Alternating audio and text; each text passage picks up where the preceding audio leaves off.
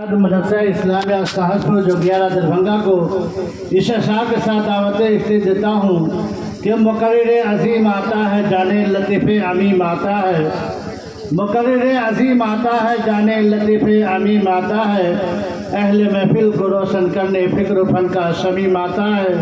तो मैं हज़रत वाला से इल्तमास करता हूँ कि वाए और इस्लाही माशा के अंदाज में हम तमाम सामीन के दिल को महसूस करें।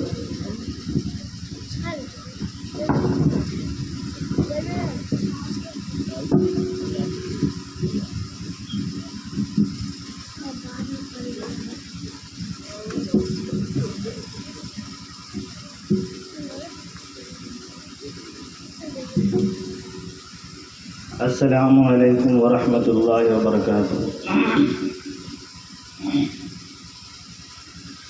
नहमदुहु व नस्तईनुहु व नस्तगफिरुहु व नु'मिनु बिही व नतवक्कलु अलैहि व नऊज़ु बिल्लाहि मिन शुरूरि अनफुसिना मिन सय्यिआति अमालिना मन यहदिहिल्लाहु फला मुज़िल्ल लहु व मन युज़्लिल फला हादिय लहु व नशहदु अन ला इलाहा इल्लल्लाह व अशहदु अन्न मुहम्मदन अब्दुहु व रसूलुहु। क़ाल नबी सल्लल्लाहु अलैहि वसल्लम इन आज़मन निकाहि बरकतन ऐसरहु मऊनतन। सदक़ल्लाहु मौलाना अज़ीम।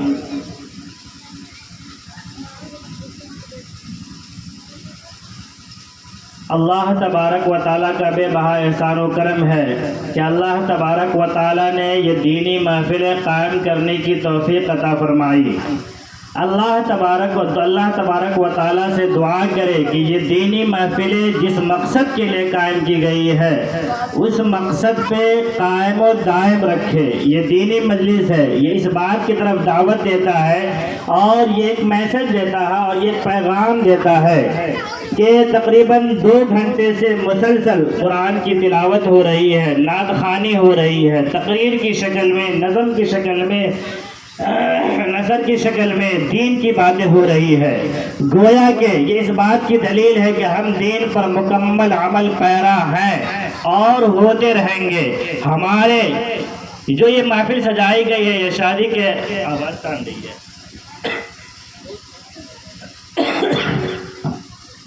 ये मजलिस शादी की मजलिस सजाई गई है। शादी एक इबादत है। हम इबादत में जो चीज़ें होती हैं उसकी सारी चीज़ें इबादत होती है। हम और आप जैसे कि नमाज एक इबादत है तो उसमें सारे वो अहकाम करते हैं जो शरीयत के बताए हुए तरीक़े हैं। नमाज के लिए वज़ू ज़रूरी है, हम बग़ैर वज़ू की नमाज नहीं पढ़ते, ये एक इबादत है। ऐसे ही हज एक इबादत है, ऐसे ही ज़कात एक इबादत है और ऐसी बहुत सारी चीज़ें इबादत है। इबादत को हम इबादत के तरीक़े पर, इबादत के नहज पर, इबादत के उसूल पर करते हैं। ये शादी भी एक इबादत है। हमारे इसमें कौन कौन सी चीज़ें शरीयत के मुताबिक है और कौन कौन सी चीज़ शरीयत के मुताबिक नहीं है, हमें उस पर गौर करने की ज़रूरत है, हमें उस पर सोचने की ज़रूरत है। शादी एक इबादत है, हम इस इबादत में बुराइयों को शामिल कर लेते हैं, हम इस इबादत में बुराइयों को बसर आम करते हैं और कुछ बुराइयां तो ऐसी होती है जिसे लोग अपनी बुराइयां भी नहीं समझते, जिसमें बरसर आम पूरी रात गाने का बजाना है और दिनों में गाने का बजाना है। गाने बजाना और गाना सुनना दोनों के बारे में सख्त वईद आई है। जो शख्स गाना सुनता है कल क़यामत के दिन उसके कान में शीशा पिघला करके डाल दिया जाएगा। इसके अलावा बहुत सारी वईदें हैं। हम और आप शादी एक इबादत है लेकिन उसमें गाने का पूरी रात गाना बजाते हैं। ये कहीं से हमारी शरीयत इजाज़त नहीं देती, कहीं से हमारा सोसाइटी, हमारा इस्लाम, हमारी तहजीब किसी तरीके से इजाज़त नहीं देती। ये बुराइयां तो हल्की सी है लेकिन शैतान बुराइयों को कभी मुलम्मन करके पेश करता है, बुराइयों को कभी हल्का करके पेश करता है। शैतान दिलों में तरह तरह से वसवसे डालता है, वर्ग लाता है और कहता है शादी तो बार बार नहीं होगी, एक मरतबा शादी होगी, गाना बच गया तो क्या हो गया, शादी तो। और शैतान तरह तरह की बातें जहन में डालता है। कभी कहता है कि हम गुनाह करके तौबा कर लेंगे, कभी तरह की बातें कहता है। मेरे मोहतरम बुजुर्गों, दोस्तों, हमें ये एक इबादत है। शादी के बाद हमें इसमें गुनाहों को किसी तरीके से शामिल नहीं करनी चाहिए। मेरे अजीज़ान गिरामी, मैंने खुतबा मसनूना में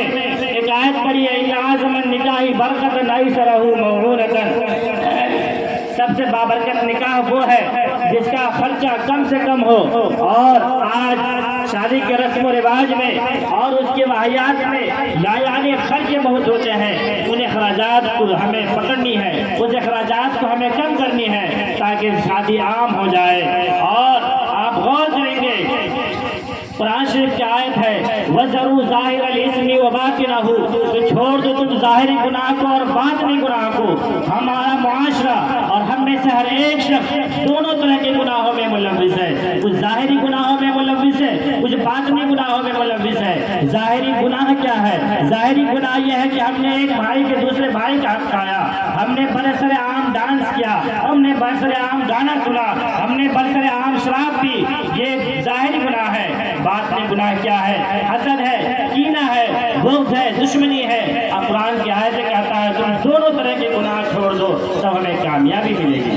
میرا محترم بزرگوں اور دوستو، ظاہری گناہ آج معاشرے میں طرح طرح کی برائیاں پنپ رہی ہے جس سے ہم اور آپ اس بات سے بخوبی واقف ہے. اور ایک حدیث میں ہے کلکم راع وکلکم مسئول عن رعیتہ، کہ تم میں سے ہر شخص ذمہ دار ہے اور اس ذمہ دار سے اس کی رعایا کے متعلق سوال کیا جائے گا.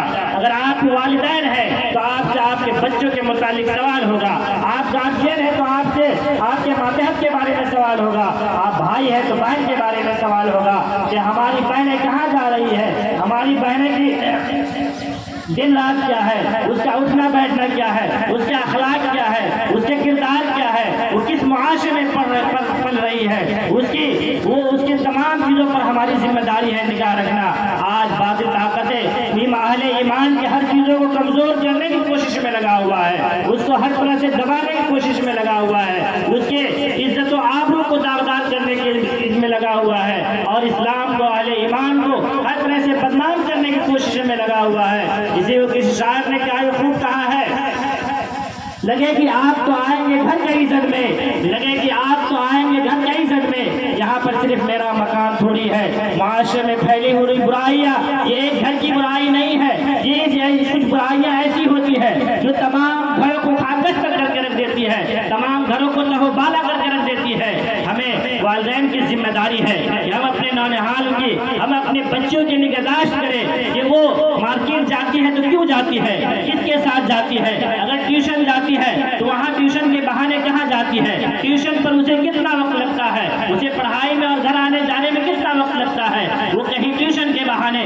کہیں مارکیٹ کے بہانے، کہیں عیاشی تو نہیں کر رہی ہے، کہیں اپنی عزت و آبرو کو نیلام تو نہیں کر رہی ہے. اور جس طریقے سے والدین کی ذمہ داری اس کے کھانے پینے کی ہے، ویسی اس کی عزت و آبرو کی حفاظت کی ذمہ داری والدین کی ہے کہ اپنے بچوں کی نگہداشت کرے اور اس سے باز پرس کرے. اور اس کی ذمہ داری یہ ہے، اور اسے ضرورت کی کوئی چیز دلانی ہے، ماں باپ کی ذمہ داری ہے کہ وہ اسے خود لے کر کے مارکیٹ لے کر کے سامان دلوائے تاکہ وہ غیروں کے حق نہ چڑھے، غیر قومیں اسے اپنی چاہی ہوئی نگاہوں سے نہ دیکھے اور اسے اپنے حربے میں نہ استعمال کرے. میرے محترم بزرگوں دوستو، معاشرے میں طرح طرح کی برائیاں پنپ رہی ہے اور یہ برائیاں اسی وقت ختم ہوگی جب والدین ایک اور نیک ہوں گے.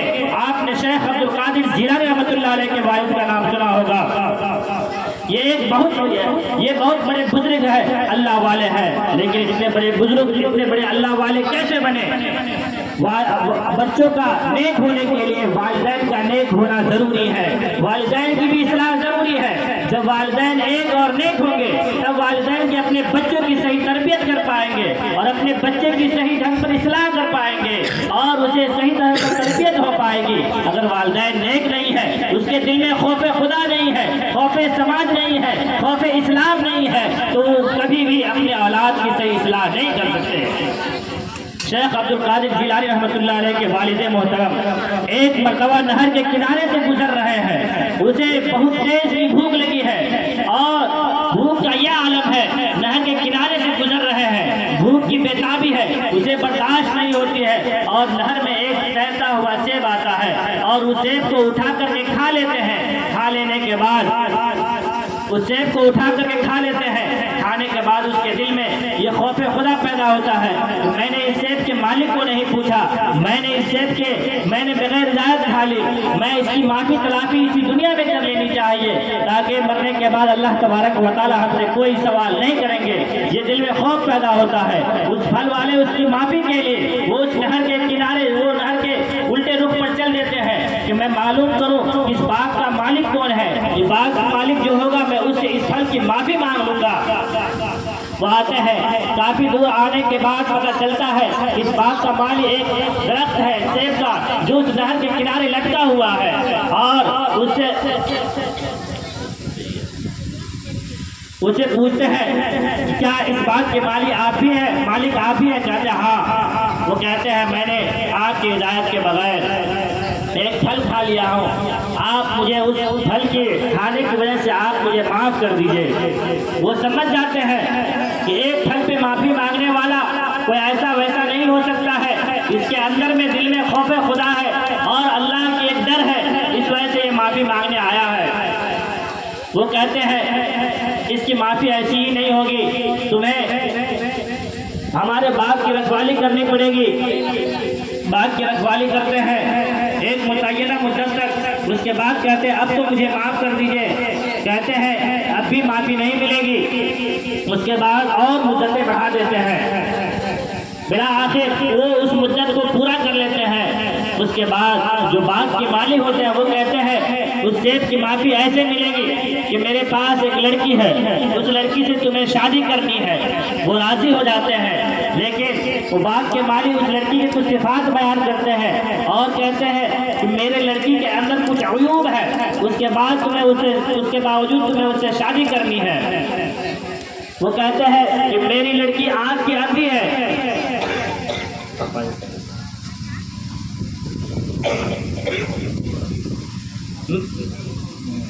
मेरी लड़की आंख की अंधी है, हाथ की लूली है, पांव की लंगड़ी है, बहुत तरह के अयूब उसके बयान करते हैं। कहते उसके बावजूद तुम्हें उससे शादी करनी है।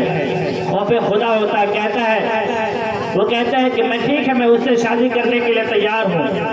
बिला आखिर उससे उनका निकाह हो जाता है। जब वो जाते हैं अपनी बीवी के पास, वहाँ से वो डर के निकल आते हैं और उसके दिल में ये खौफ ये पैदा होता है कि वो लड़की तो नहीं है जिसके बारे में कहा गया है, ये तो सही सालिम लड़की है, हसीनो जमील है, खूबसूरत है, उसके तमाम आज़ा सही व सालिम है, कहीं मुझे तो धोखा नहीं हुआ या तो उसे धोखा नहीं हुआ। इस डर से वो वहाँ से वापस आ जाते हैं और कहते हैं अपने ससुर मोहतरम से कहते हैं कि आपने कहा था कि लड़की अंधी है। हाँ, मैंने कहा था कि लड़की अंधी है, लेकिन लड़की अंधी इस वजह कर है तो जब से इसने होश संभाली और जब से इसने अपनी अकलें संभाली है, उसने आज तक किसी गैर महरम मर्द को नहीं देखा, इस वजह से ये आँख से अंधी है और ये हाथ से लूली इस वजह से है कि इसने कभी गलत हरकतें नहीं की, पाँव से लंगड़ी इस वजह से है, जब से इसने होश संभाला कभी गलत हरकतें नहीं की। मेरे मोहतरम बुजुर्गों दोस्तों, जब ऐसे वालिदैन नेक होते हैं तो उसके बदल से शेख अब्दुल कादिर जिलानी रहमतुल्लाह अलैह पैदा होते हैं। मेरे मोहतरम बुजुर्गों और दोस्तों,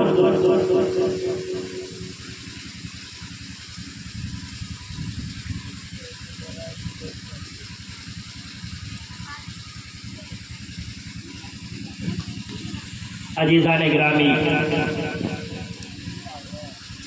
ये महफिल जो सजाई रचाई और बसाई गई है, कल शादी की तकरीब है और अल्लाह तबारक व तआला से दुआ करें कि शादी के सारे अहकामात सुन्नत और शरीयत के मुताबिक हो। किसी शायर ने क्या है खूब कहा है, खिलाफे पैगंबर कदम जो भी उठाएगा, खिलाफे पैगंबर कदम जो भी उठाएगा, कभी मंजिल न पाएगा, कभी रास्ता न पाएगा। आज हमारे घरों में बेराह रवी का शिकार है, न किसी को किसी से मोहब्बत है, न किसी से लगाव है। रिश्ते तो बन जाते हैं, लेकिन रिश्ते जितने जल्दी बनते हैं उतनी ही जल्दी रिश्तों में बिगाड़े पैदा हो जाती है। हमें इसके पीछे के असबाब को देखनी है, कि हम इसके पीछे के असबाब को देखें कि पहले ज़माने कदीम में आपस में रिश्ते होते थे तो मोहब्बतें बढ़ती थी, लेकिन आज नफरतें बढ़ने की वजह क्या है? आखिर क्या वजूहात है जिसकी वजह से ये सारी चीज़ें हो रही है? आइए हम अहादीस की रोशनी में देखते हैं कि शादी की जो करने की वजूहात होती है। अहादीस में आता है कि शादी अगर कोई किसी से करता है तो 4 वजूहात में से कोई एक वजह होती है। अहादीस की है वले मालिहा वले जमालिहा वले हस्बिहा لحسبها ولدینها فاظفر بذات الدین. یہ حدیث ہے کہ فاظفر بذات الدین، کوئی شخص کسی سے شادی کرتا ہے تو اس میں 4 وجہ میں سے کوئی ایک وجہ ہوتی ہے، لیکن سب سے اہم وجہ ہے فاظفر بذات الدین. جو دین کو وجہ بنائے گا وہ شادی کامیاب ہوگی، اس گھر میں محبتیں ہوگی، اس گھر میں آپ بڑوں کا اکرام ہوگا اور چھوٹوں پر شفقتیں ہوگی. لیکن اس کے علاوہ دوسرے چیزوں کو مقصد بنایا گیا، کہیں مال کو مقصد بنایا گیا کہ مالداری کی وجہ سے شادی کی جاتی ہے، تو مالداری کی بھی محبت ہمیشہ دائم اور قائم نہیں رہتی ہے. اگر کسی نے کسی سے شادی کی حسن و جمال کی وجہ سے، تو حسن و جمال کی بھی خوبصورتی محدود وقت تک ہے، وہ بھی محدود وقت کے بعد وہ بھی ظاہر ہو جاتی ہے. اور کسی نے کسی حسب و نسب کی وجہ سے شادی کی، اس میں بھی دوام نہیں ہے، اس میں بھی برکتیں نہیں ہے، اس میں بھی ٹھہراؤ نہیں ہے. لیکن فاظفر بذات الدین، جو دین کو وجہ بنا کر کے شادی کرے گا اس میں کامیابی ہے، وہ شادی میں ٹکاؤ ہوتی ہے، آپس میں محبتیں ہوتی ہیں. میرے محترم بزرگوں دوستو، ہمیں رشتہ کرنے کے بعد محبتیں قائم کرنے کے طریقے اپنانے چاہیے. آج گھروں میں بے پردگی کا یہ عالم ہے کہ کوئی کسی کی بات سننے کو تیار نہیں ہے، اور بہت ساری شکایتیں ہوتی ہیں، بیٹی سے کوئی شکایتیں نہیں ہوتی ہے. آخر ایسا کیوں ہے؟ ہماری شریعت اس معاملے میں کیا کہتی ہے کہ بیٹی اور بہو کو ہمیشہ یکساں نگاہ سے دیکھنی چاہیے اور اس کے پیچھے کے اسباب پہ غور کرنی چاہیے کہ آج ہمارے گھروں سے برکتیں کیوں اٹھ رہی ہے، آج ہمارے گھروں سے محبتیں کیوں جا رہی ہے.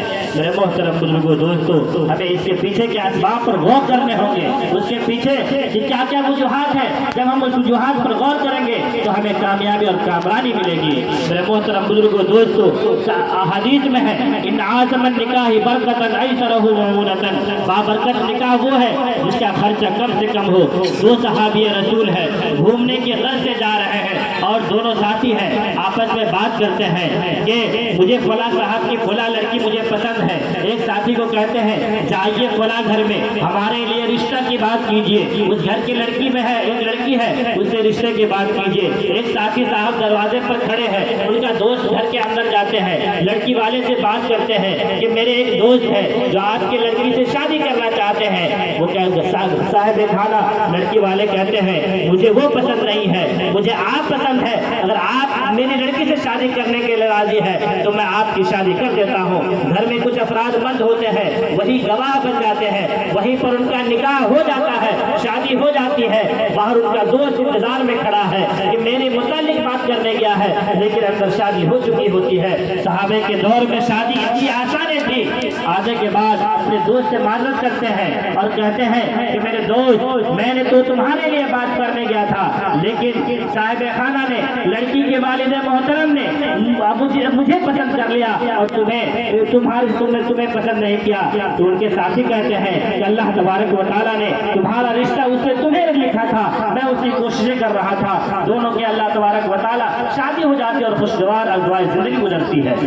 میرے محترم بزرگوں دوستو، ہمیں شادی میں اور شادی مہنگے ہونے کی وجوہات یہ ہے کہ جہاں شادیاں مہنگی ہوگی معاشرے میں برائیاں پنپے گی اور معاشرے میں ایسی برائیاں پنپے گی جو بیان کے قابل نہیں ہے. آج شادی میں تاخیر کے اہم وجوہات جہیز ہے اور جہیز مہنگا ہونے کی وجہ سے ہے. اور اس کے نقصانات یہ ہے جہاں شادیاں مہنگی ہے وہاں برائیاں عام ہو جاتی ہے، وہاں زنا عام ہو جاتی ہے اور برائیوں کے طرح طرح کے اسباب مہیا ہو جاتے ہیں. ہم اور آپ نگاہ اٹھا کر کے دیکھیں معاشرے میں کس کس طریقے کی برائیاں ہیں اور برائیاں کس کس طریقے سے ترقی کرتا جا رہا ہے.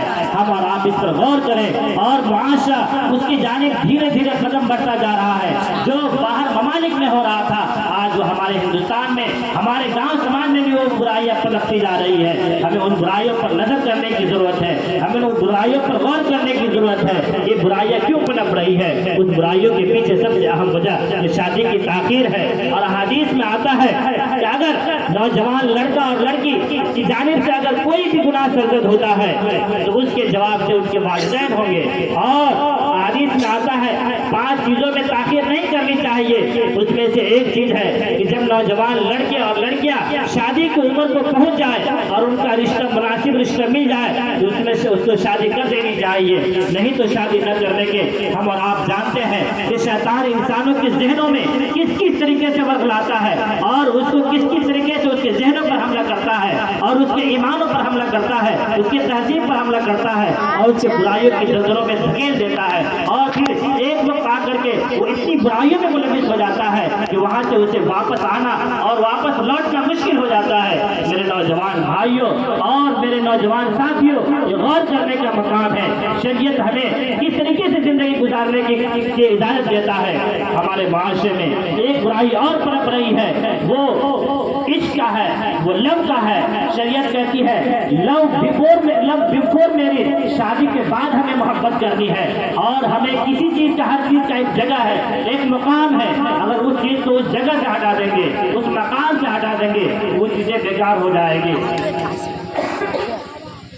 اللہ تبارک و تعالیٰ نے ہمارے کھانے کے لیے منہ بنائی ہے، ہمیں کھانا منہ کے ذریعے کھانا ہے۔ اگر ہم اسے کھانے کان کے ذریعے کھانے لیں گے، کھانا ہماری حق نہیں جائے گا۔ شریعت نے، ہماری شریعت اجازت دیتی ہے آپ کو محبت کرنی ہے تو شادی کے بعد اپنی بیوی سے محبت کریں۔ اگر یہی چیز پہلے ہونے لگتی ہے تو زندگی تباہ و برباد ہو جاتی ہے، اور وہ اس معاشرے تک پہنچ جاتا ہے۔ وہ نہ معاشرے میں منہ دکھانے کے قابل رہتا ہے، نہ رشتہ داروں میں منہ دکھانے کے قابل رہتا ہے، نہ کہیں نہیں منہ دکھانے کے قابل ہوتا ہے۔ اور شادی جو بہترین شادی ہے وہ ارینج میرج ہے، جو والدین کی رضامندی سے ہو، اور لو میرج کبھی بھی کامیاب نہیں ہوتی۔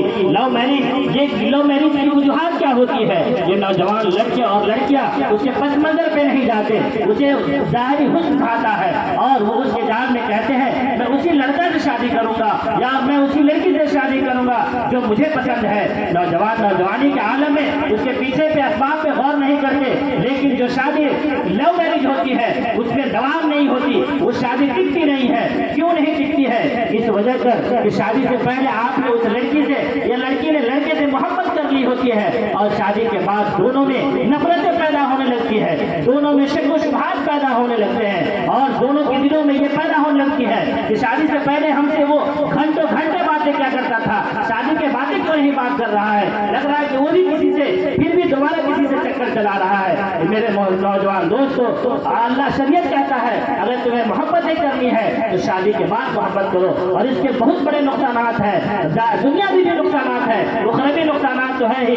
کسی شاعر نے کیا خوب کہا ہے، عدل و انصاف فقط حش پر موقوف نہیں، زندگی خود گناہوں کی سزا ہو دیتی ہے۔ آج کا دور سوشل میڈیا کا دور ہے، آج کہیں کی بات کہیں نہیں چھپی رہتی ہے، گھر کی بات گھر میں بھی نہیں چھپی رہتی ہے۔ اگر کسی کی بہن بیٹی کی عزت و آبرو کی اگر نیلامی ہوتی ہے، وہ جہاں کے عالم میں پھیل جاتی ہے۔ اگر آج ہمارے معاشرے سے کسی کی بہن بیٹی غلط قدم اٹھاتی ہے، غلط راہ پر چلتی ہے، غلط مردوں کے ساتھ جاتی ہے، یہ بات آپ سمجھ لیجئے، یہ بات کان کھول کر کے سن لیجئے کہ وہ خبر ہمارے گھروں تک نہیں چھپی رہے گی، موبائل کے ذریعے ہو، جس ذریعے ہو، وہ جہاں جانب پھیل جاتی ہے۔ آج ہمیں اپنی بہن بیٹی پر سخت نگاہ رکھنے کی ضرورت ہے، اس کی نگہداشت کی ضرورت ہے، اور اللہ تبارک و تعالیٰ نے اسے رحمت کہا ہے، اسے رحمت کی حفاظت ہمیں اسی طریقے سے کرنی ہوگی، نہیں تو ہماری عزت و آبرو نیلام ہو جائے گی، اور جو بچی بدنام ہو جاتی ہے جس برائی میں، لوگ وہاں رشتہ کرنے سے بھی کتراتے ہیں۔ ہمیں ساری چیزوں پر توجہ دینے کی ضرورت ہے۔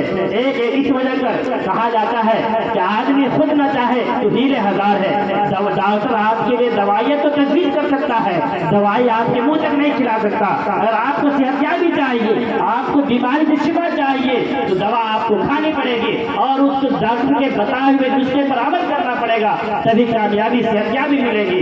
ایسے ہی معاشرے میں پھیلی ہوئی برائیاں، ایک ایک برائیوں پر ہر ایک گارجین کو، ان کے والدین کو، اور ان کے بھائی کو، ان کی بہنوں کو توجہ دینی ہوگی، اپنی بہنوں پر، اپنی بیٹیوں پر نگاہیں سخت رکھنی ہوگی، ان کے دوست احباب پر، ان کی سہیلی ہے تو کون ہے، ان کے ساتھ کس کے ساتھ مارکیٹ جاتی ہے، یہ کون کون حرکات کرتی ہے، فونوں پر کس سے گفتگو کرتی ہے، یہ کتنی دیر بات کرتی ہے۔ نوجوان لڑکیوں کو فون پر بات کرنے کی کیا ضرورت ہے، جب بہنوں سے بات کرنی، بہنوں ہی سے بات کر لیتی ہے، لیکن شروع میں جو شیطان گناہوں کو اتنے ہلکے انداز میں پیش کرتا ہے کہ لوگوں کے دلوں سے یہ خدشات ختم ہو جاتے ہیں کہ یہ برائی بھی ملوث ہو سکتا ہے، لیکن والدین کی نظر اندازی کی وجہ سے بہنوں ہی سے بھی گناہوں میں ملوث ہو جاتا ہے، اور وہ محبتیں جو بہن کو بہنوں سے ہونی چاہیے سالی سے ہو جاتی ہے، اور یہ بھی شریعت میں گناہ ہے، اور اس کے معاشرتی طور پر بھی اس کے بہت برے نتائج سامنے پیش آتے ہیں۔ پردہ نشین میری ماں اور بہنیں،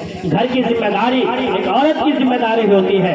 آپ حضرت نوح علیہ السلام کے واقعے میں دیکھ لیں کہ اور گھر کی بات وہ لڑکے ہو یا لڑکیاں، وہ والدین کی عورت کی بات زیادہ مانتی ہے، اور عورت کی ذمہ داری ہے کہ اپنے گھر گھر کی حفاظت کرے، اپنی بیٹی کی حفاظت کرے، اپنی بہن کی حفاظت کرے. اگر وہ بگڑ گئی تو پورا معاشرہ بگڑ جائے گا، پوری سوسائٹی بگڑ جائے گی، پورا تہذیب بگڑ جائے گا.